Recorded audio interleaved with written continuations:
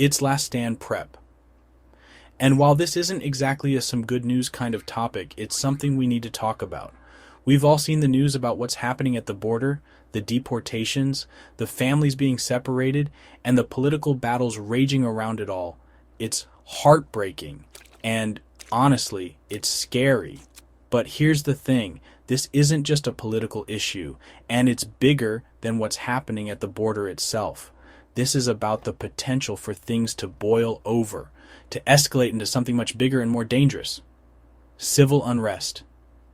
We're talking about protests, riots, violence, the kind of chaos that can disrupt our lives in ways we can't even imagine.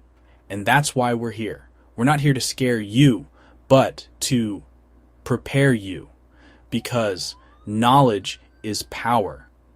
And knowing what to do in a crisis can be the difference between staying safe and getting caught in the crossfire. Over the next few minutes, we're going to dive deep into how deportations at the border could lead to widespread civil unrest, and more importantly, what you can do to protect yourself and your loved ones if things go sideways. So buckle up, grab a notebook, and let's get real for a few minutes. This is serious stuff, but together we can face it head on. All right, let's break this down. We're talking about a situation where people are being forcibly removed from their homes, separated from their families, and sent back to places they may not have known for years, if ever. This disorientation can be overwhelming, leading to a sense of loss and confusion. That alone is a recipe for anger, frustration, and desperation. When people feel they have no control over their lives, emotions can run high. Now, imagine that happening on a massive scale with thousands of people being deported every day. The sheer volume can overwhelm systems and communities.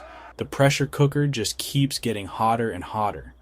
The tension builds, and it's only a matter of time before it reaches a boiling point. And it's not just the people being deported who are affected. Their absence leaves a void that ripples through their families and communities. It's their families, their communities, and entire cities and towns that are being torn apart. The social fabric begins to fray. And here's the thing, this isn't just happening in a vacuum. The broader societal context amplifies these effects.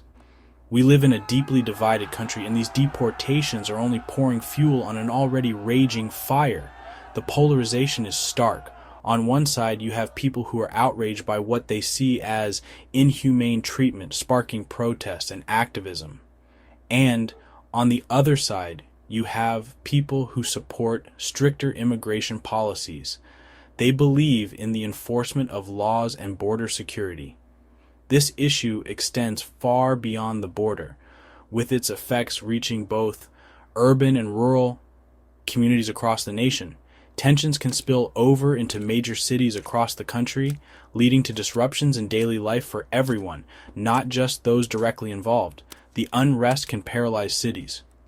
We've already seen how quickly things can escalate with protests and riots in recent years. The memory of past unrest is still fresh, so it's not a stretch to imagine that mass deportations could be the spark that ignites something far more widespread and destructive. The potential for civil unrest is real and significant. Okay, so we've talked about how deportations can lead to civil unrest. But here's the thing. Even if you're not in the middle of a protest or a riot, you're still going to feel the impact. Because when things start to break down, it's not just about the immediate violence or chaos. It's about the ripple effect that spreads outward, disrupting every aspect of our lives. Think about it. Our entire society is built on a delicate web of interconnected systems. We rely on transportation networks to get around, communication systems to stay informed, and supply chains to keep our grocery stores stocked and our gas tanks full. But when civil unrest hits, those systems can crumble faster than you might think. Remember the toilet paper shortages during the pandemic? Now imagine something worse, only this time it's food and fuel running out. If you're not prepared, you'll be standing in those long, desperate lines. And trust me, that's not where you want to be when tensions are running high. So what does this all mean for you? It means that prepping for civil unrest isn't just about stocking up on supplies and learning self-defense. It's about understanding the bigger picture, anticipating the domino effect that unrest can have on your community, and taking steps to mitigate those risks before it's too late. Alright, so nobody loves the idea of things getting really intense, right? It's a scenario that most of us would rather not think about, but it's crucial to understand the role that law enforcement and the National Guard play in these situations. But the truth is, when unrest starts bubbling over, it's often law enforcement and even the National Guard that get called in to try and bring things back under control. They are the ones who step in to restore order and ensure public safety when things start to spiral. And while that can sound reassuring, it also means we got to be ready for some changes, some new rules of the road, so to speak. These changes can affect our daily lives in ways we might not have anticipated. Think about it. Curfews might come into play. Suddenly you can't just walk around freely anymore. The freedom to move about as you please can be restricted, and that can be a tough adjustment for many.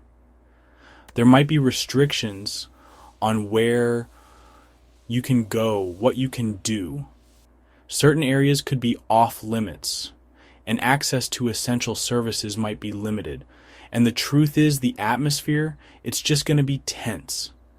The uncertainty and the heightened presence of law enforcement can create a sense of unease among the public. Nobody wants to be stuck in a situation where things are escalating, and suddenly they don't know what to do, where to go. It can be disorienting and frightening. That's why, for folks who prep, this part's super important. Being able to quickly assess the situation, figure out if you need to hunker down or move to a safer spot, that's huge. Preppers understand the value of having a plan and being ready to act swiftly. And hey, maybe that sounds a little intense, but trust me, having a plan, knowing what you do in that kind of scenario, it's not just about survival, it's about maintaining a sense of control and calm in the face of chaos. That's not being paranoid. That's just being smart. It's about being proactive rather than reactive. It's like, remember when we were kids and we'd practice fire drills at school? Those drills were designed to prepare us for the worst case scenario. Nobody wanted there to be a fire, but we knew that if there ever was one, being prepared could make all the difference. It was about knowing the steps to take to stay safe. And this is kind of like that, just on a slightly bigger scale. The principles of preparedness and planning apply, whether it's a fire drill or a citywide emergency. So yeah, think about your exits. Think about where you go, who you'd contact, have a clear plan in place. Being ready, it just gives you peace of mind. Knowing that you have a plan can help you stay calm and focused, even in the most challenging situations. Okay, so we've talked about how things get a little bumpy, but now let's talk about how to be ready for it. How to be prepared like the awesome, proactive people we are. Preparation is key.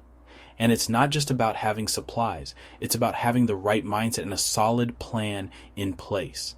And the good news is a lot of this stuff is just common sense. It's about thinking ahead and making sure you have what you need before you need it. First up, the basics: food, water, and other essentials. You want to make sure you have enough to last you and your family for at least 2 weeks, keeping yourself and your loved ones safe and sound. This means having a plan in place for different scenarios and making sure everyone knows what to do. Think about it. If things go sideways for a bit, you don't want to be caught empty-handed. The last thing you want is to be scrambling for supplies when everyone else is doing the same. Having at least a 2-week supply of non-perishable food and clean drinking water is essential. It provides peace of mind and eliminates one major concern during a crisis. It's like having an insurance policy for your pantry. You're covered and you can focus on other important things. And speaking of insurance policies, let's talk about staying informed. That little solar-powered radio, it's a game changer. It's your new best friend. Reliable, battery-free, and able to keep you informed about what's happening around you. Because even if the cell towers go down, and they might, even if the internet's down, and let's be honest, that's always a possibility, right? You'll still be in the loop. That little radio's gonna keep you in the loop and keep you updated on what's happening, and give you the information you need to make smart decisions. Keep you updated on what's happening, where it's safe to go, and what areas to avoid. Where it's safe to go. Knowing this can make all the difference in a crisis. Information is power, my friends, especially in a crisis. The more you know, the better you can protect yourself and your loved ones. And, last but not least, let's talk about your castle, your home sweet home. It's your sanctuary, and you want to keep it that way. If things are getting a little chaotic out there, you want to make sure your place is as secure as possible. This means taking some extra steps to fortify your home. You want to make sure your place is as secure as possible. This could mean reinforcing doors, adding security bars to windows, and making sure all entry points are secure. And listen, I'm not talking about building a moat and hiring archers, though that would be cool. We're talking simple stuff. Reinforcing your doors, we're talking simple stuff. Reinforcing your doors, adding deadbolts, and making sure your door frames are solid. Maybe putting some bars on the windows and ensuring that all windows are secure. Having a plan for what you and your family would do if someone tried to break in. Practice these plans so everyone knows what to do. It's all about adding layers of protection, making it as difficult as possible for anyone to get in. About making your home a true sanctuary. When you know you've done everything you can to protect your home, you can relax and feel safe no matter what's happening outside. Alright, so we've talked about prepping your home, but what happens if things get really bad and you need to evacuate? That's where having a solid mobility plan comes in. Just like we map out our route for a road trip, we need to plan for different scenarios and know where we'd go if our neighborhood became unsafe. And hey, this isn't about panicking. It's about being prepared, right? Think of it like this. You know how in those disaster movies, there's always that one family stuck in traffic as everyone else is escaping. Yeah, that's who you don't want to be. Having a plan and maybe even a backup route or two that avoids major highways can make all the difference. We've got to remember that in a situation like this, time is precious. Every second counts, and the more prepared we are, the better our chances of staying safe. So grab your family, pull out a map, the old-fashioned paper kind, and start brainstorming those escape routes together. Trust me, it's better to have a plan and not need it than to be caught off guard. You know, one of the things that always gets me through tough times is knowing that I'm not alone. And that's especially true when it comes to prepping for something like civil unrest. Because here's the thing, we're stronger together. When we build relationships with our neighbors, share our plans, and look out for one another, we create a network of support that's much harder to break. Think of it like this. A single candle can only give off so much light, right? But put a whole bunch of candles together, and suddenly, you've got a beacon that can be seen for miles. That's the power of community. By pooling our resources, sharing our skills, because everyone's got something to offer, and working together, we can create a much safer and more resilient environment for everyone. And you know what else? There's something incredibly comforting about knowing that your neighbors have your back and you have theirs. It's that sense of community, that feeling of belonging, that can make all the difference in a crisis. So, let's be there for each other, because we're all in this together, right? So, we've covered a lot of ground here, haven't we? We've talked about the potential for civil unrest stemming from border deportations, the importance of having a plan, and the power of community. And while it might seem like a lot to take in, remember this. Prepping isn't about living in fear. It's about taking responsibility for our own safety and the well-being of our loved ones. It's about being informed, being prepared, and most importantly, being there for each other. Because at the end of the day, that's what really matters, isn't it? Thanks for joining me on this journey, and hey, don't forget to hit that like button, subscribe to the channel, and share this video with your friends and family. Let's keep the conversation going in the comments below. I'm eager to hear your thoughts and ideas. Until next time, stay safe, everyone.